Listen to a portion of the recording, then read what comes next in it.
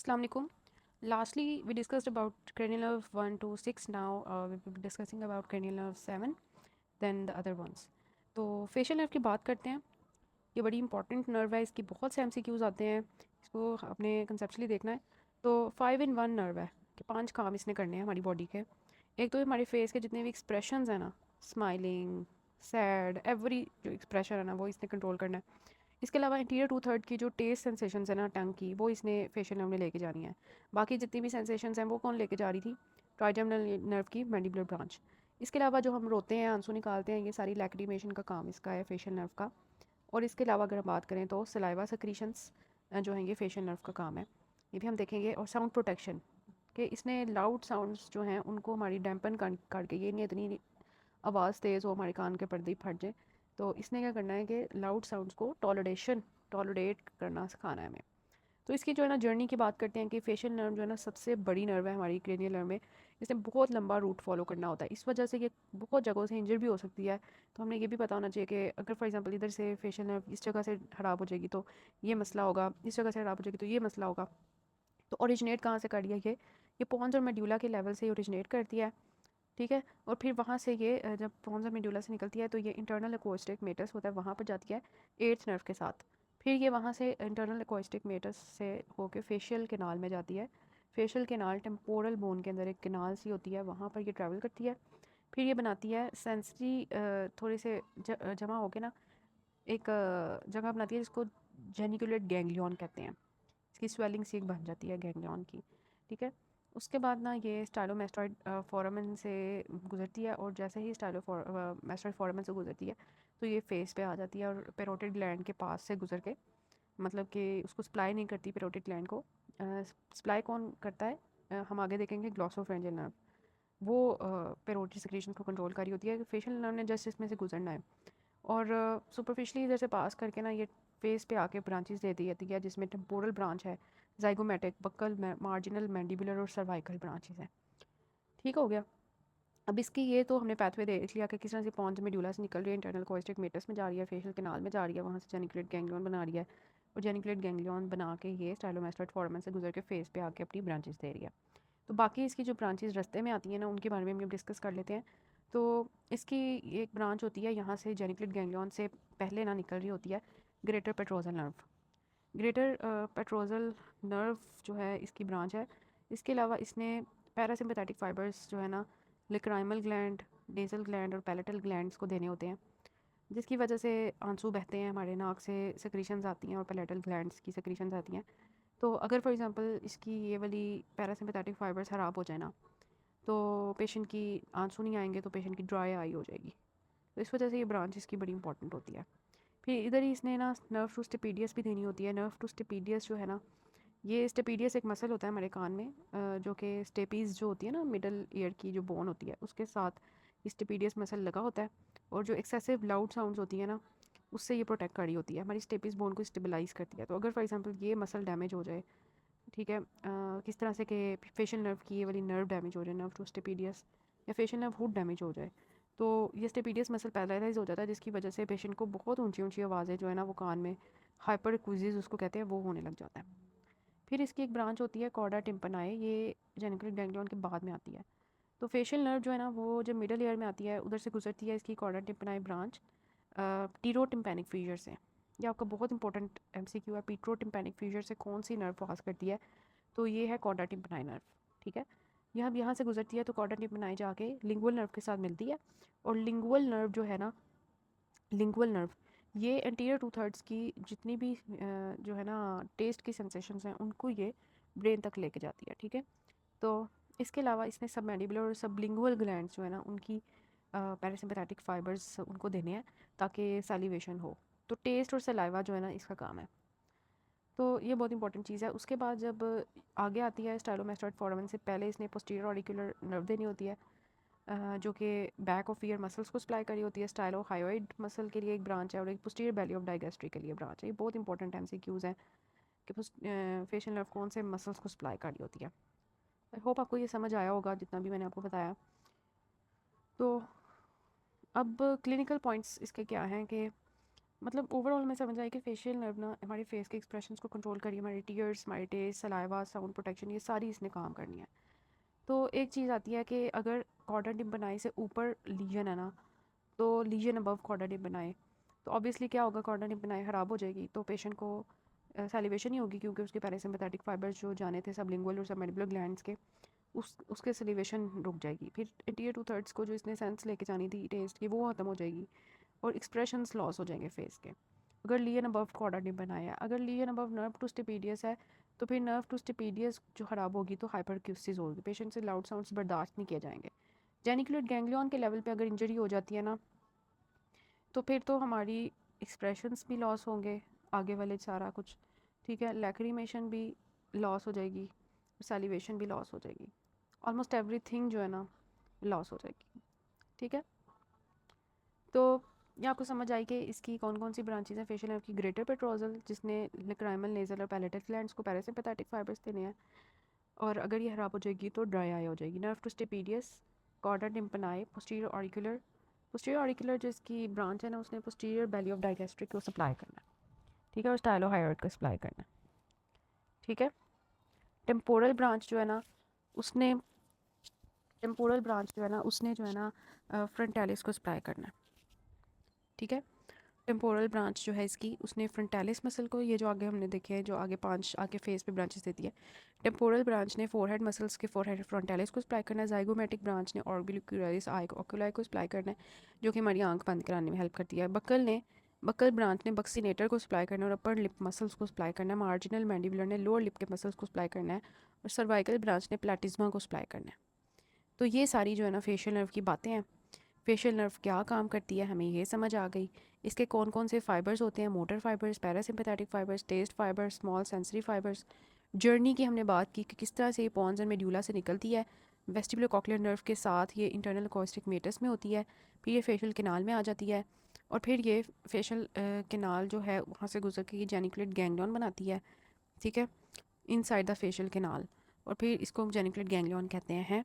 फिर geniculate ganglion जो है, अब इसकी इंपॉर्टेंट ब्रांच आती है, सबसे पहली ब्रांच इसकी ग्रेटर पेट्रोजल है, जो जेनिकुलेट गैंग्लियन से आनी है, ठीक है, जिसने हमारी लेक्राइमल और नेजल सेक्रीशंस को कंट्रोल करना होता है। Lacrimal gland, nasal glands, palatal glands को सप्लाई करती है। अगर ये ब्रांच डैमेज हो जाए तो ड्राई आई हो जाएगी। सेकंड इसकी ब्रांच आती है नर्व टू स्टेपीडियस, जो स्टेपीडियस मसल को सप्लाई करी होती है, इसकी वजह से हम लाउड साउंड से बच सकते हैं। अगर ये डैमेज हो जाए तो हम हाइपर एक्यूसिस की जाएंगे। फिर इसकी थर्ड इंपॉर्टेंट ब्रांच है कॉर्डा टिम्पनाई, जो बहुत इंपॉर्टेंट एमसीक्यू है कि ये कॉर्डा टिम्पनाई जो है ये मिडल ईयर से जाके पीट्रोटिम्पैनिक फीजर से क्रॉस करती है और ज्वाइन कर लेती है लिंगुअल नर्व को, और लिंगुअल नर्व हमारी ये दोनों मिलके फिर कॉर्डा टिम्पनाई और lingual nerve interior two third of tongue की जितनी भी टेस्ट की सेंसेशंस हैं वो ये लेके जाती हैं। और फिर इसके अलावा इसका कॉर्डा टिम्पनाई का दूसरा काम क्या है कि सैलिवेशन हमारे सब मैंडिबुलर और सब लिंगुअल ग्लैंड्स की पैरासिम्पैथेटिक फाइबर्स जो हैं ये लेके जाते हैं। फिर ये स्टाइलोमेस्टॉइड फोरामेन के थ्रू पास करके स्कल को लीव करती है और फेस पे आ जाती है, जहाँ पे ये आके पोस्टीरियर ऑरिकुलर नर्व देती है, जिसने बैक ऑफ ईयर और पोस्टीरियर ऑरिकुलर मसल्स को सप्लाई करना है, और स्टाइलो हायोड और पोस्टीरियर बैली ऑफ डाइगैस्ट्रिक को सप्लाई करना है। ये भी आपके एमसीक्यूज हैं। फिर ये पेरोटिड ग्लैंड को एंटर करती है, जस्ट वहाँ से पास करती है, उसको सप्लाई नहीं करती पेरोटिड ग्लैंड को। पेरोटिड ग्लैंड की को ग्लॉसोफ्रेंजियल नर्व सप्लाई करती है, जो हम आगे देखेंगे। पेरोटिड ग्लैंड से निकल के मतलब इन साइड ही पेरोटिड ग्लैंड के 5 टर्मिनल ब्रांचेस देती है, जिसमें temporal, zygomatic, buccal, marginal mandibular और सर्वाइकल है। अब इनके ब्रांचेस के काम क्या हैं ये सारे हमने डिस्कस कर लिए, ठीक है। और बेल्स पाल्सी की हमने इंपॉर्टेंट बात की कि जब भी बेल्स पाल्सी में क्या होता है, ये इंपॉर्टेंट कंसेप्ट है। एक होता है अपर मोटर न्यूरॉन लियन और एक होता है लोअर मोटर न्यूरॉन लियन, ठीक है। तो अपर मोटर न्यूरॉन लियन अगर होगा ना फेशियल नर्व का, तो अगर ये फेस है ना, तो ऑपोजिट साइड की लोअर क्वाड्रेंट जो है ना वो जाएगा। लेकिन लोअर मोटर न्यूरॉन लियन में पेशेंट का आधा फेस सेम साइड का चला जाएगा, ठीक है। तो फॉर एग्जांपल एक साइड की अगर फेशियल नर्व खराब है लोअर मोटर न्यूरल लेन की, तो अगर लेफ़्ट साइड की खराब है तो लेफ़्ट साइड पे क्या होगा, पेशेंट अपनी आंख भी बंद नहीं कर पाएगा क्योंकि उसका ऑर्बिकुलर और ऑक्यूलर बंद खराब है। उसके फॉरहेड पे रिंकल्स नहीं आएंगे क्योंकि उसका फ्रंटालिस मसल खराब हो गया है। वो अपना उसका माउथ जो है नॉर्मल साइड पे डेविएट कर जाएगा, ठीक है। और फूड एक्यूमुलेट्स इन चीक क्योंकि उसके बक्सीनेटर मसल्स और फेशियल एक्सप्रेशंस के मसल्स जो है ना वो ख़राब हो गए हैं, ठीक है। तो उसका वो खाना खाएगा ना, तो उसका खाना ना फंस जाएगा क्योंकि वो सही तरह से ना जब बाहर नहीं सकता खाने को, ठीक है। तो बक्सीनेटर मसल क्योंकि उसका ख़राब है, तो तो ये हमने बात कर ली कि कॉर्डा टिम्पैनाई के ऊपर अगर लिया ना तो फेशियल एक्सप्रेशंस लॉस होंगे, और ये सारा कुछ हमने डिस्कस कर लिया कि कहाँ पे लीजन होगी तो क्या होगा। अब आपको MCQ शेयर करूँगी ना, फिर आपको पता चलेगा कि किस तरह के MCQs आते हैं। तो ये आप पिक्चर्स भी देख सकते हैं कितनी अच्छी बनी हुई हैं कि फेशियल नर्व जो है वो कहाँ से कहाँ क्रॉस कर रही होती है। तो अब हम इसके जो हैं वो नेक्स्ट नर्व्स डिस्कस करते हैं। Which nerve passes through petrotympanic fissure, chorda tympani. इसका MCQ आया हुआ past. Nerve supply of orbicularis oculi is both BNC। Orbicularis oculi को ना temporal branch of facial nerve भी सप्लाई करती है, जाइगोमैटिक भी। टेम्पोरल ब्रांच ना ऊपर से सप्लाई कर रही होती है ऑर्बिकुलरिस ओक्यूलाई को, और जाइगोमैटिक ब्रांच नीचे से सप्लाई कर रही होती है। तो ये दोनों MCQs मैंने आपको यहाँ पे डिस्कस किए। बाकी मैं आपको MCQs जो है ना वो व्हाट्सएप ग्रुप में शेयर करूँगी चैनल पे, वहाँ पे आप सॉल्व करें और देखें आपको कितनी अच्छी समझ आई है। वेस्टिबुलोकॉक्लियर नर्व होती है तो बैलेंस एंड हेयरिंग रिलेटेड इसका काम होता है। अगर नाइन्थ नर्व ग्लॉसोफ्रेंजियल की बात करें तो ग्लॉसोफेरेंजियल स्वॉलोइंग और पेरोटिड स्पेशलिस्ट है ये। और जो 10th नर्व है वो पूरी बॉडी की ऑलमोस्ट मैनेजर होती है। जो 11th नर्व है वो शोल्डर एंड नेक स्पेशलिस्ट है, और जो 12th नर्व है दैट इज़ हाइपोक्लोसल, वो टंग की स्पेशलिस्ट है। तो ये डिफरेंट नर्व्स हैं। अब सबसे पहले जो है हमारी नर्व आ जाती है 8th नर्व। 8th नर्व जो है उसको हम वेस्टिब्यूलोकॉक्लियर नर्व भी कहते हैं। ये नर्व जो होती है ये वेस्टिबुलोकॉक्लियर और प्योर सेंसरी है, जैसे कि हमने स्टार्ट में क्लासिफिकेशन में बात की थी कि ये क्लासिफिकेशन में आती है सेंसरी की क्लासिफिकेशन में आती है कि ये क्या करती है कि हेयरिंग एंड बैलेंस की जो सेंस होती है ना वो ब्रेन में लेके जाती है। तो वेस्टिबुलोकॉक्लियर नर्व के बाद आ जाती है 9th nerve which is glossopharyngeal nerve. तो हमेशा याद रखना जब भी ग्लॉसोफ्रेंजियल का नाम आए तो it is related to tongue, pharynx and parotid gland. तो होता क्या है कि जो प्री गैंग्लियोनिक पैरासिम्पैथेटिक फाइबर्स होते हैं वो टिम्पैनिक फ्लेक्सस पे जाते हैं। लेसर पेट्रोजल नर्व होती है, ऑप्टिक गैंग्लियन होती है, फिर वहाँ से ऑरिकुलो टेम्पोरल नर्व आती है और वो पेरोटिड ग्लैंड को सप्लाई कर रही होती है। और फिर पेरोटिड ग्लैंड की जितनी भी सेक्रीशंस होती हैं वो इसी से कंट्रोल हो रही होती हैं।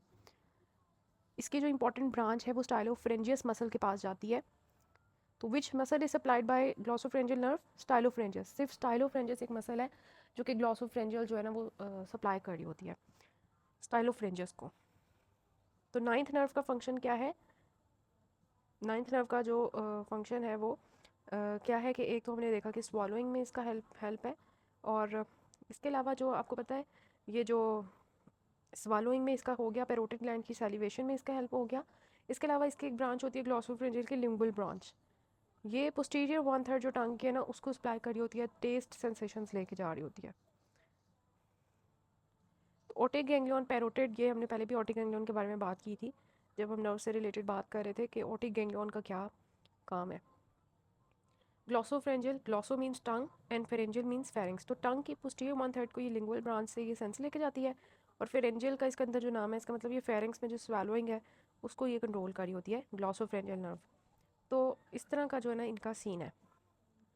तो हमने 8th नर्व की और ग्लॉसोफ्रेंजियल नर्व की थोड़ी सी बात की है। 10th नर्व पे जाने से पहले 8th नर्व की थोड़ी सी बात कर लेते हैं और वेस्टिबुलोकॉक्लियर नर्व की, कि it is actually pure sensory, जैसे कि हमने बात की।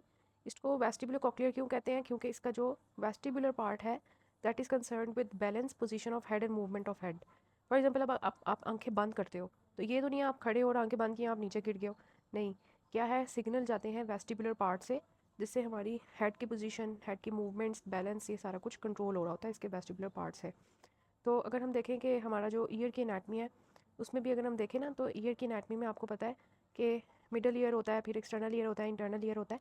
तो इंटरनल ईयर में सेमी सर्कुलर किनाल्स आपको मिल रही होती हैं, तो उसकी सेमी सर्कुलर किनाल्स होती हैं, और इनके अंदर ना वेस्टिबुलर पार्ट होता है इसका, वेस्टिब्यूल जो इसका होता है ना, तो ये बैलेंस से रिलेटेड है। फिर इसका जो कॉक्लियर पार्ट है ना, वेस्टिबुलर कॉक्लियर पार्ट, इसके अंदर ओरिजिन इसमें होता है ऑर्गन ऑफ कॉर्टाई। तो अगर आपको याद हो आपको ENT का कुछ ना, तो ऑर्गन ऑफ कॉर्टाई में जब भी बाहर से कोई साउंड आती है ना तो ये हेयर सेल्स होते हैं वो मूव करते हैं जिससे हम अपनी कोई भी आवाज़ होती है हम सुन सकते हैं। ठीक है, तो vestibular is related to balance part and cochlear is related to hearing. ठीक है, तो अब हम बात करते हैं कि अगर फॉर एग्जांपल किसी की 8th नर्व डैमेज हो जाती है तो उसके तो एक तो डेफनेस भी होगी और साथ में उसको वर्टाइगो होगा, उसका बैलेंस लॉस हो जाएगा और उसकी निस्टैग्मस होगा, उसको चक्कर आएंगे, वो बैलेंस उसका मेंटेन नहीं रह पाएगा, उसका हेड की पोजीशन मेंटेन नहीं रह पाएगी और कॉक्लियर पार्ट डैमेज होने की वजह से डेफनेस हो जाएगी। ठीक है, ग्लॉसोफ्रेंजियल की अगर हम बात करें तो हमने 8th नर्व की हमने डिटेल में बात कर ली। ग्लॉसोफेंजियल जो है ना मिक्स्ड नर्व है, इसमें मतलब टेस्ट फाइबर्स भी हैं, जो सेंसेशंस एंड जनरल सेंसेशंस, ज़ुबान की टेस्ट की सेंसेशन जो पोस्टीरियर वन थर्ड है, swallowing, carotid secretions, carotid body and sinus sensations, ये अगर आपको याद हो तो कैरोटिड एक होती है ना कैरोटिड बॉडी, ठीक है, कैरोटिड साइनस होता है। तो यहाँ पर इसकी कैरोटिड ब्रांच होती है ग्लॉसोफेंजियल की, ठीक है।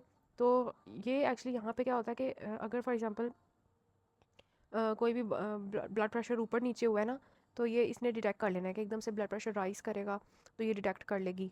यहाँ पे कीमो रिसेप्टर्स होते हैं, ठीक है।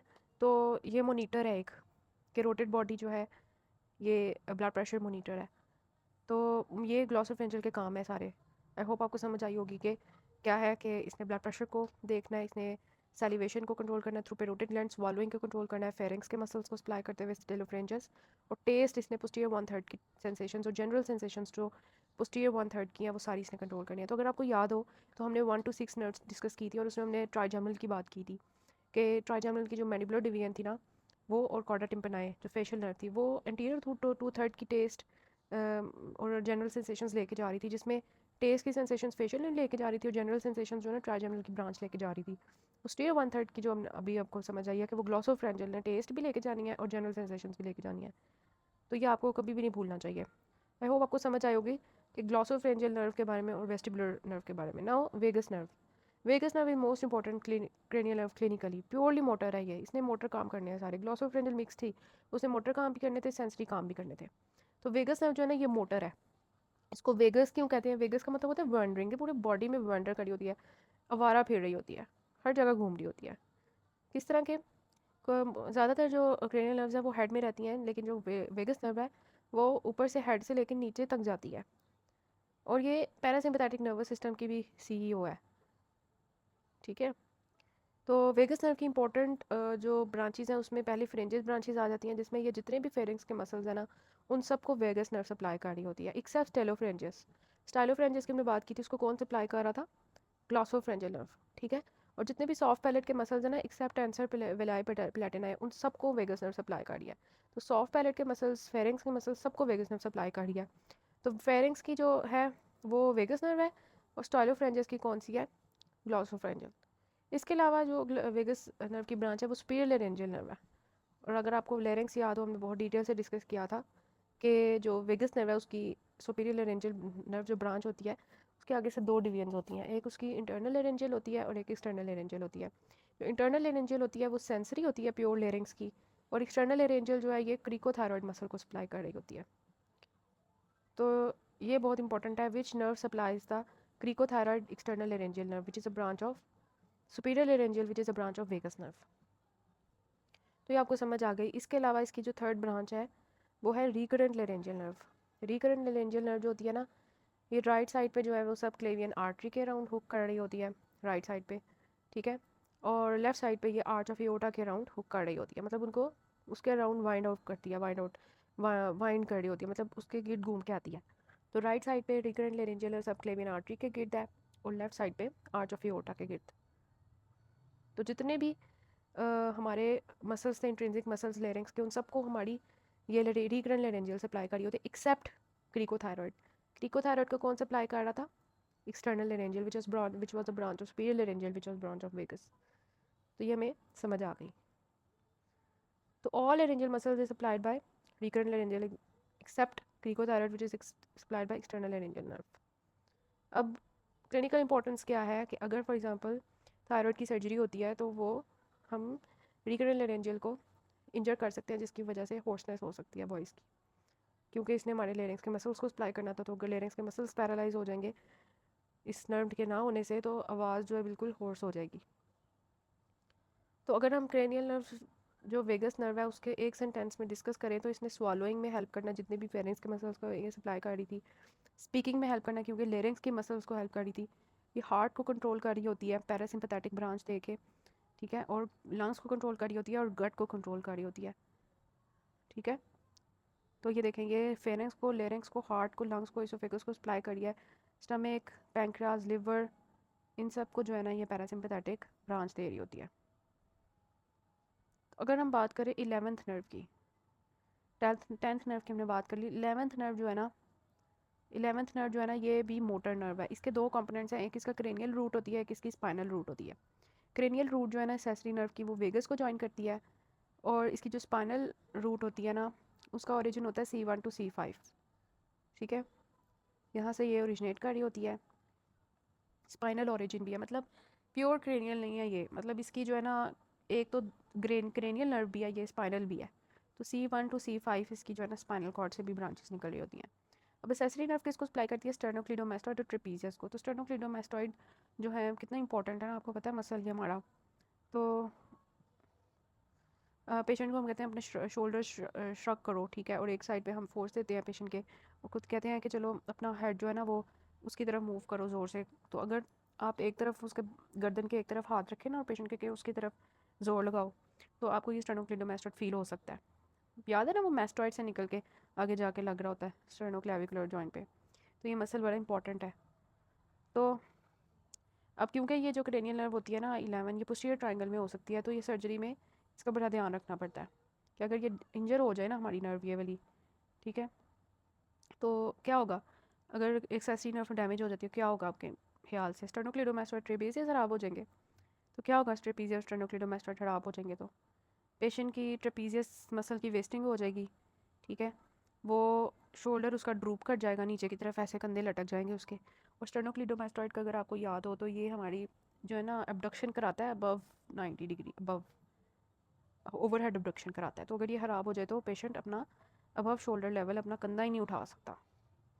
तो सेसरी नर्व ने हमारी हम हेड एक यहाँ से उधर टर्न कर रहे होते हैं ना, पोज बना बना के पिक्चर्स बनाते हैं ऐसे, तो ये सारा हमारे स्टर्नोक्लीडोमास्टोइड का काम है, और सेसरी नर्व ने उसको सप्लाई करना। श्रग शोल्डर में भी ये हेल्प कर रहा होता है। तो अब हम जो है ना अपनी लास्ट नर्व की बात करते हैं, 12th नर्व, हाइपोग्लॉसल नर्व। ये प्योरली मोटर है, इसने हमारे जितने भी टंग के मसल्स हैं सबको सप्लाई करना है, एक्सेप्ट जो हमारा है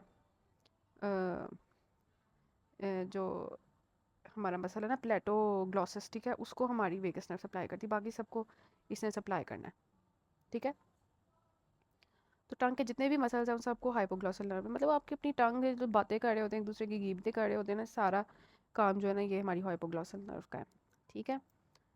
तो इम्पॉर्टेंट इसकी चीज़ें क्या हैं कि एक चीज़ होती है आंसा सर्वाइकलिस, जब हम डिस्कस करेंगे ना अपनी सर्वाइकल प्लेक्सिस उसमें भी हम इसको डिस्कस करेंगे कि आंसा सर्वाइकलिस जो है ना एक बनती है ये इसके साथ हाइपोग्लॉसल नर्व के साथ, ठीक है।